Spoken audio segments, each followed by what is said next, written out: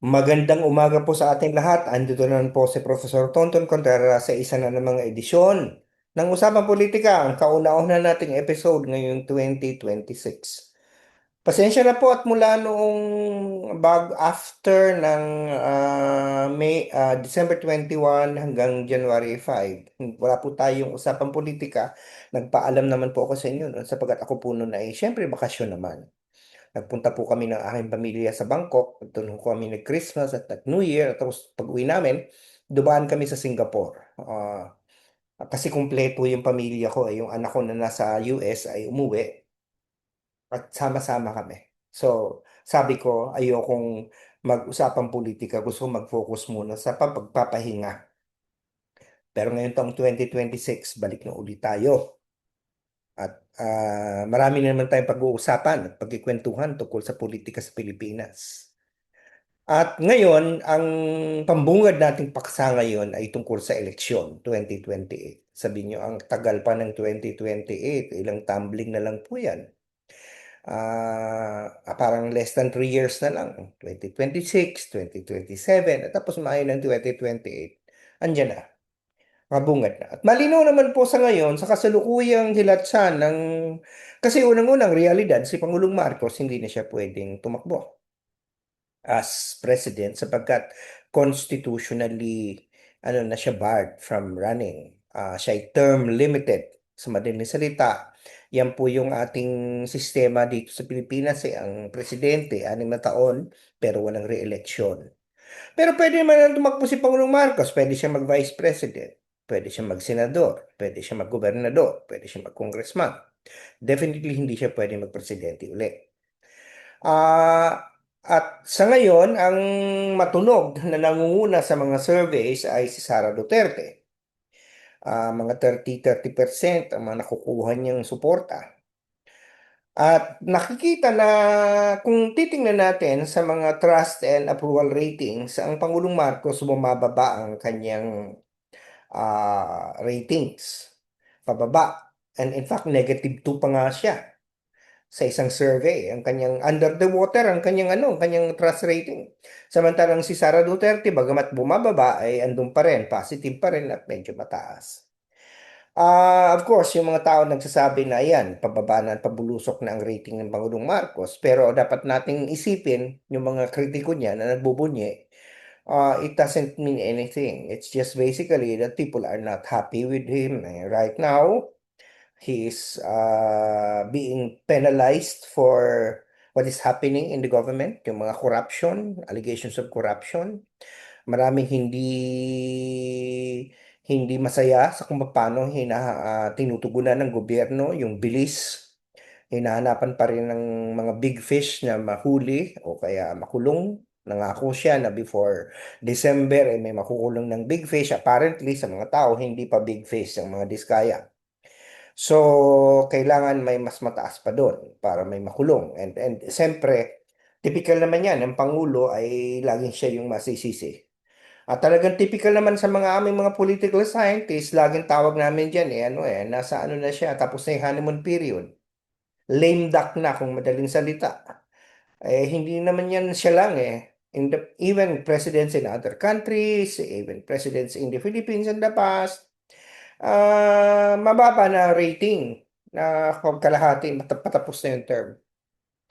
So, lalo't pag merong kritiko na mga malalakas na sa paligid niya, gusto siyang sirain. So, pero kahit na negative ang kanyang trust rating, siya pa rin naman ang presidente. Wala tayong magagawa. Siya pa rin ang presidente hanggang 2028. Mananatili siyang presidente hanggang 2028. So basically, kahit anong galit ng mga kritiko niya, wala magagawa. In the first place, ayaw ng mga Filipino na suportahan ang extra constitutional change. Yung pagpapalit ng presidente sa pamamagitan ng isang hindi konstitusyonal na proseso. Kaya nga yung iba ang panawagan na magbitiw siya. Bakit magbibitiw? Sinong papalit sa kanya? Kung pagbibitiwin siya dahil korupsyon, eh, makita at malinaw na yung papalit si Sara Duterte may mga allegations ng corruption. Kaya nga ako, ang naisip ko, na hindi ba nakakatawang tingnan na yung presidente ay wala ang trust nabawawasan ng trust sa mga na-survey dahil siya ay mabagal, mapakulong ng mga korap. Pero tumaas naman ang trust doon sa may mga allegation ng corruption. So talagang minsan mapapaisip ka, mapapakamot ka sa ulo, ano ba nangyayari sa mga Pilipino, no? Talagang, well, ano naman kasi, yung surveys are just emotional expressions of people, they can change overnight. Hindi porket nangunguna ngayon si Sara Duterte sa mga survey sa pagka-presidente, siya na. Alam mo, kung titingnan natin ang record, halos lahat ng mga nanguna sa survey ay hindi na nanalo. Di ba? So, baka yun din yung dapat ikabahalan ni Sara Duterte. Yun ang maaaring nangunguna ngayon sa survey sa pagkapangulo, baka biglang hindi ka man manalo. Di ba? So, it's basically going to be very, very volatile and fluid. Pero ganun pa man, sa kasalukuyan, makikita natin na malaki talaga ang lamang ni Sara Duterte pagdating sa base support. Ang kanyang base is very solid. Mindanao, 30 to 35%. Pero yung 70% kasi ay fragmented. Hiwa-hiwalay eh. So ano ba ang formula dapat para si Sara Duterte ay mapigilan sa pagkapangulo? Kasi ako personally, ako'y nangangamba na kapag siya maging presidente, nakita na natin kung paano siya mag-behave. Kita natin na she is unhinged, the way she speaks is not presidential, she is vindictive. Hindi ko maintindihan minsan ng mga tao na gusto sa kanya eh. Dahil lang ba na siya ay anak? Yung gusto lang, alam mo, it's a good research question of why people who are otherwise educated would prefer Duterte over anyone else. Ito, kitang-kita mo na ang isang ali na, uh, you know, are acting in ways that are unpresidential eh. Gusto lang bang mang-asar? Gusto lang bang i-own ng elites? Gusto lang bang masabi na, you know, I'm not sure. Para silang mga MAGA Republicans na kahit ano ang ginagawa ni Trump, sinusuportan pa rin si Trump. So tayo, ako, personally, I am hoping that something will happen na hindi siya makatakbo. And of course, there is always a possibility that she will get impeached.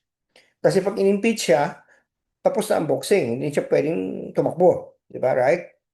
But kahit na ma-impeach siya, may papalit siya ng Duterte din. Na ganun din ang gagawin suporta sa mga ng kanyang base eh. Kasi ang base ni Sara Duterte ay malaki, plural, malaki sa ngayon, pero hindi majority. At hindi yan mahirap lumaki. Going beyond, may upper limit yan eh. May maraming undecided. Kalat-kalat, may Marcos loyalist, may pink at dilawan, merong pula. Ngayon, kung ang mangyayari ay tatakbo, lahat yan, may kapapatakbuhin ng mga loyalista, may patatakbuhin ng mga liberal progressive. Ang liberal progressive, yan yung pink at dilaw. Sila Leni yan, sila Risa, sila Bam. Yung mga pula, yung mga progressive left, yung mga militant left, yung makabayan black. Bagamat maliit yan, baka maghiwalay din yan. At syempre, may mga samut-sari pang mga ibang sektor na tatakbo. So, ang tanong, paano yan pag-iisahin? Kasi sinasabi ko sa inyo, pag maraming tatakbo, malakas ang laban ni Sara Duterte. At sabi nga ng ibang analyst, to which I agree, kailangan isa lang ang lumaban kay Sara Duterte. At kapag isa lang yun, ay may tulog siya. So, dapat magkasundo. Itong mga ibang puwersa na to, kalimutan mo na yung pula eh. Ako, para sa akin, useless na kayo pag-usap sa pula. Anyway, ang mga pulahan naman, kakaunti lang naman na botante niyan eh. Right? Ang kanilang voter base is small. That is why they are only able to win in party list elections. Kasi ang voting limit yan, hindi naman ganun kalaki. Okay? Pero pagdating sa anong dapat na mag-unite ay ang Marcos loyalist at ang puwersa ng Diluan at Pink. Yun dapat. Kasi hindi mo pwedeng i-dismiss ang Marcos loyalist kasi they are solid. Hindi rin pwede i-dismiss ang Pink at Dilawan. Solid din yan. Kailangan niya nang mag-join. Kaya ang hamon ngayon, maghanap ng isang kandidato na magiging palatable sa loyalista at palatable din sa Pink at Dilawan. So yun yung challenge. Maraming mga pangalang nilalabas na andyan ang ah, si ano daw si Bigi Bocchodoro, 'di ba? Matatakbuhin. Ang problema kay Gibo, marami ng time siyang gustong patakbuhin hindi naman tumutuloy eh. 'Di ba? Tsaka si Gibo kasi medyo walang appeal sa masa. At tsaka baka hindi siya palatable sa sa mga dilawan at mga pink. Kasi ganito yun eh. Ang loyalista, sa tingin ko, kung sinong susuporta ni Bongbong Marcos, susunod sila. Hindi ganyan ang loyalty ng pink at dilawan na porket inendorso ni ganito ay ibuboto na nila. No. So, ang challenge ay maghanap ng kandidato na palatable sa pink at dilawan na kayang i-endorso ni BBM. Yun ang challenge. Dahil pag in-endorso ni BBM, dala na niya ng loyalist. Marami nagsasabi, pag si BBM daw, mga loyalista, kahit na mali na si BBM, sinusunod yan eh. Diba? Malaki din na porsyento yan ng electorate eh. So, hindi pwedeng Marcos-allied ang kandidato. Hindi yan makakonvert ng boto from the pink and the dilawan. Kailangan mula sa pink and dilawan ang kandidato para endorse ni BBM at madadala niya yung loyalist base. Kasi loyalist nga eh. So kaya ako, I came with a wild idea. Siguro paano ko si Lenny tumakbo? Kasi si Lenny may magic pa naman ng pangalan niya. Malakas pa rin naman siya sa dilawanan pang pink. At endorse siya ni BBM. Okay? So pwede rin si Risa. Ang problema kay Risa, between Lenny and Risa, Lenny already had a presidential run. And so nasubok na natin na maaring makarating siya sa ganung level ng boto. Okay? Higher than 30% naman yung naging boto ni Lenny eh. Di ba? So pwede niyang makakuha ng boto na pwedeng tapatan si Sara. Kasi si Sara, kaya lang naman nag-above 50% ang boto niya nung huling eleksyon ay dahil daan doon yung loyalist sa kanya. Dahil katandem niya nga si BBM. Pero pag yung mga Marcos loyalist ay humiwalay doon, hindi na aabot ang 50% ang suporta ni Sara Duterte. Okay? So kay lilipat na yan kung saan pupunta si Marcos. So kung si Marcos ay endorso si Lenny, malakas siya na puwersa. Ngayon, magkakaproblema daw kasi sabi ng mga loyalista ayaw nila kay Lenny. Paano kung yun ang endorso ni BBM? May magagawa ba sila? Hindi pa. Matitest ngayon yung pagiging loyalista nila. Kasi kung hindi ka papayag, hindi ka loyalista. Hindi ka Marcos loyalist. Kasi ito nga ang point eh. Pag si Bam Aquino ang i-endorse ni Marcos, maganda ring narrative, Aquino and Marcos joining together. Yun, maganda rin yun.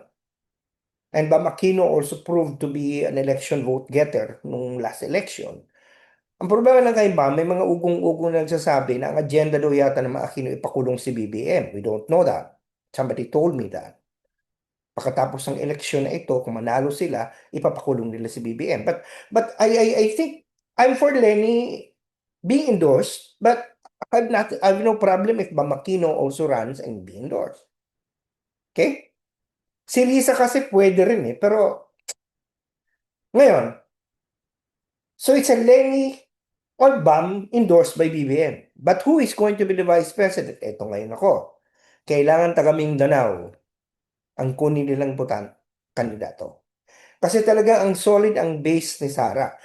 And to get a candidate from Mindanao for vice president to be endorsed by the administration and the Reds will at least dent that support. Kasi hindi naman total lahat ng Mindanao ay papor kay Sara. Meron pa rin namang naiiwanan. And to have a candidate that might eat into that would be good. And that is why, ang naisip ko na sa ngayon, maraming taga Mindanao na pwedeng pagpilian. Andyan si Subiri. Ang problema sa Subiri, medyo elitista ang dating eh. At saka, tandaan nyo, pag si Subiri tumatakbo, landong nga siya sa huli lagi eh. Hindi naman siya sa top 1 eh. Lagi siyang nasa 12, 11, 12, nalaglag pa nga yan one time, di ba? So yun point na ano na iisipin mo eh.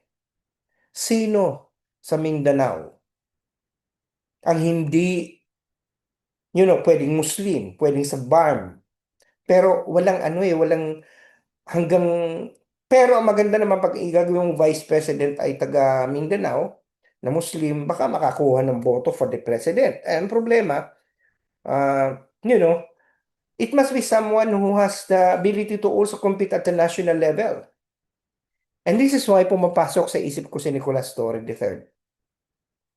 Sa ngayon, wala pa siyang angas. Sa ngayon, wala pa siyang base.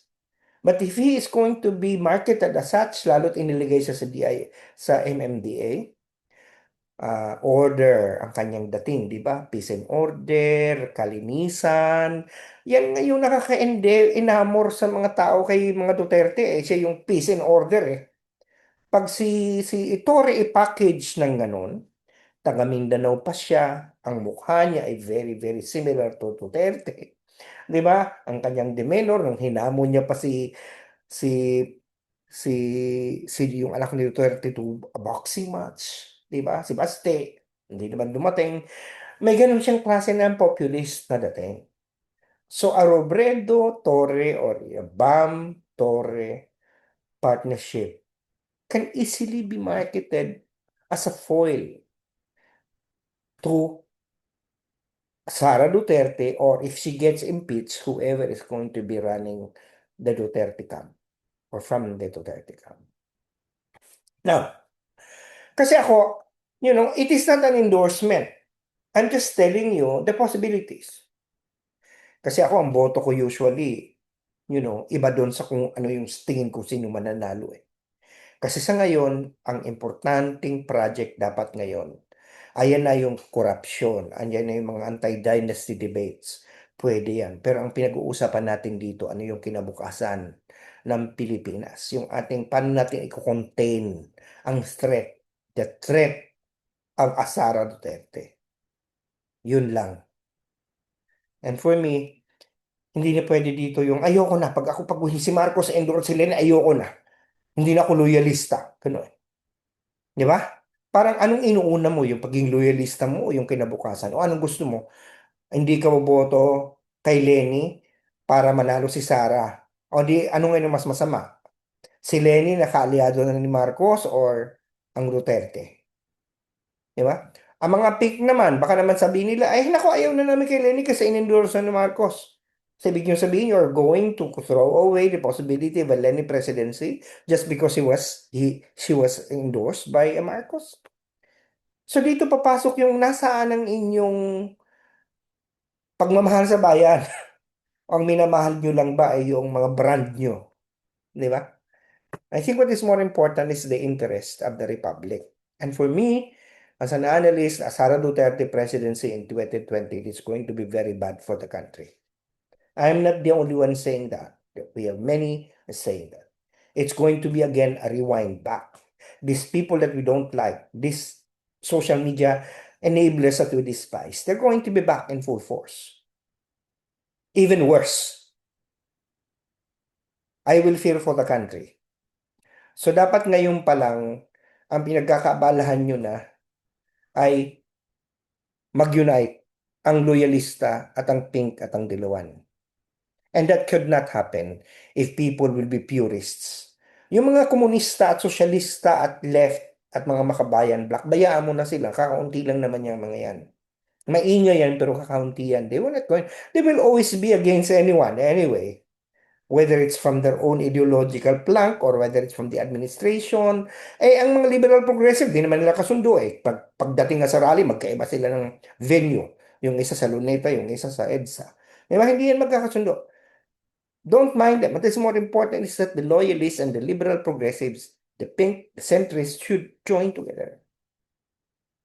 Kasi the price is too high for us to fail in this. At ang isa pa dapat na tututukan, iwasan na kasi yung magiging elitista. Huwag pag-usapan masyado yung mga branding type na mga identity type of issues. Corruption is an important issue, but it has to be linked to gut issues. Na yung corruption na yan, related yan sa kahirapan ng tao. Related yan sa kawalan ng mga makain. Hindi pwede pag-usapan lang yung dynasty na hindi mo i-connect sa ano yung bot, ano yung tao. Nabubuhay ba yung tao, maayos ba ang kanyang buhay. Kasi sa local areas, yung mga tao kaya nagkakaroon ng pagkain kasi meron silang trabaho na binibigay ng mga dynasties. Di ba? Pag ang dynasty, ibigla mong inaway at wala kang alternative, then people might say, no, I'm not going to the way. Ang social insurance ng kanilang livelihood ay galing sa mga political families kasi ganyan ang realidad sa local level. So unless you break that, unless you offer them a better livelihood, a better alternative for their families, for their employment, then it's going to be an elitist thing. Hindi yan kakagatin ng masa. So dalawang fundamental element ito para manalo sa 2028. Pagsanib ang pwersa ng loyalista, mag-endorse si BBM ng isang kandidato na katanggap-tanggap din sa Dilawan at Pink. At sa tingin ko, ang naisip ko dyan si Lenny o pwede rin si Bam. Pwede rin si Rizal, pero between Lenny, Bam, and Rizal, Lenny, and next is Bam. And it could never be just the vice president to be Risa. Hindi pwede yun. Hindi yung kakagatin. Walang Mindanao ang vote eh. Kailangan may Mindanao. Doon may simbolo eh. Pagkukuha ka sa South. Kasi isipin ng taga Mindanao, siniseryoso mo Mindanao. Right?